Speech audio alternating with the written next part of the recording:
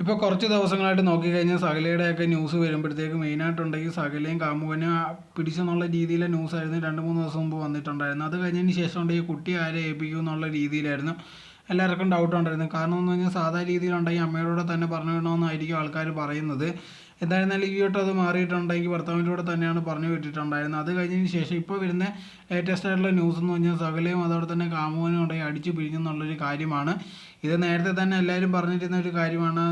ഇത് ഒരുപാട് നാളൊന്നും കാര്യം പോകത്തില്ല. കാരണം തൽക്കാലത്തുള്ളൊരു കാര്യം മാത്രമേ ഉള്ളൂ. അയാൾക്കും കുടുംബമൊക്കെ ഉണ്ട്. അയാളുടെ കുടുംബം നശിപ്പിച്ചിട്ടാണ് ഇങ്ങനെ പോയിരിക്കുന്നത്. എന്തായിരുന്നാലും എല്ലാ കാര്യം കഴിഞ്ഞപ്പോഴത്തേക്കുണ്ടെങ്കിൽ ഇപ്പോൾ തിരിച്ചു വന്ന് അടിച്ചു പിരിയുന്നുള്ള രീതിയിലാണ് ഇപ്പം വിവരങ്ങളെല്ലാം വെളിയിൽ വന്നുകൊണ്ടേയിരിക്കുന്നത്. സകല ഉപദ്രവിച്ചു. അതോടെ തന്നെ ഇയാൾക്കെതിരെ ഒരുപാട് നേരത്തെയും കേസുണ്ടെന്നുള്ള രീതിയിലൊക്കെ പറയുന്നുണ്ട്. ഇത് യഥാർത്ഥത്തിൽ ഒരു വേർപിരിഞ്ഞോ ഇല്ലയോ എന്ന് അറിയത്തില്ല. ഇത് ഒരു ന്യൂസായിട്ട് വന്നുകൊണ്ടിരിക്കുകയാണ്. എന്തായിരുന്നാലും ശരി, അവരുടെ ബന്ധം നല്ലോണം പോകത്തില്ല. അത് വേറൊരു കാര്യം. അയാൾക്ക് വേറൊരു കുടുംബമുണ്ട്, ഇവൾക്കും വേറൊരു കുടുംബം ഉണ്ടായിരുന്നു. പക്ഷേ ഇനി അങ്ങനത്തെ ഉള്ളൊരു കുടുംബമില്ല.